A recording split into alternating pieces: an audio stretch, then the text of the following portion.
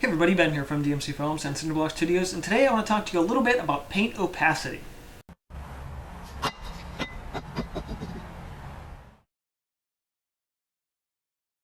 Now, paint opacity is one of those things that, depending on the artist who maybe tells you about it, they could be getting it right or they could be getting it wrong. I actually saw a video recently where an artist pretty much completely ignored the fact that paint quality does not dictate paint opacity. And that's why I'm making this video today. So when you look at all the different paints that artists use, there are some certain base standards that a lot of the different mediums have. For example, watercolor is most of the time very transparent. Oils, pretty much along the same lines. When you apply it thick or thin, you're going to have a little bit of transparency to that paint. Now granted, big thick applications of oils, they're going to be pretty opaque. But you start doing those smaller glazes and in between, just blending things out. Oils in many ways are more transparent. Acrylics, on the other hand, vary. And this is where a lot of artists kind of get into trouble, especially when they're giving advice, is that they say something like, oh, well, cheap paints just are more transparent and expensive paints just have to be opaque. Well, this is sort of true in the fact that cheap paints, while yes, have a lower pigment load, and are going to be more transparent.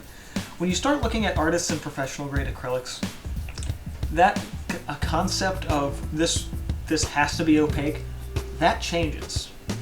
For true artists and professional grade acrylics, the opacity of the paint isn't a standard consistent thing. It changes depending on which pigments are used.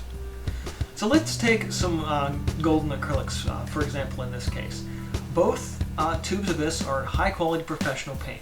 One of them is called Pearl Red. It is a very pure, excellent pigment. It's also a little bit expensive, and it is very, very opaque.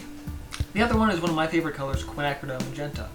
Another high quality, fairly expensive color, but it's also translucent. It's got a lot more transparency to it. The way Golden does their tubes is they have little black stripes, and you can really still see those little black stripes. You can really just see right through that paint. So you might think, okay, that's interesting. So is the quality bad? No, the quality isn't bad. It's still the same paint. It's what I just talked about. It's not the quality, it's the pigments. And this is where the biggest distinction is here. Granted, different paint manufacturers are going to play around with the different pigment loads a little bit, but when you start looking at nice acrylics and comparing them to other, maybe not so nice acrylics, you have to look at what color is this, and is this color transparent or opaque? And it does vary. And so when you're looking at all your different paints in your art store, usually it's listed on a tube how transparent or opaque it is. A lot of times there's a big display with a bunch of color swatches.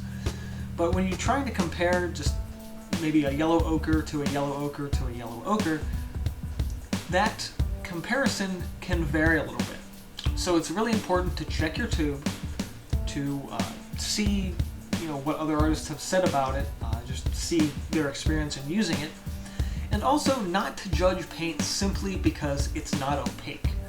This is something that I saw in a video recently, bugged the hell out of me. It's like, this paint must be better because it's more opaque. No, it's just different. Just because it doesn't have the same coverage doesn't mean it's any less quality, and thinking that is just a mistake.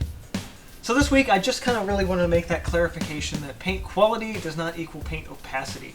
Be sure to subscribe for more art videos like this, and this has been from DMC Films and Cinderblock Studios. See you guys next time.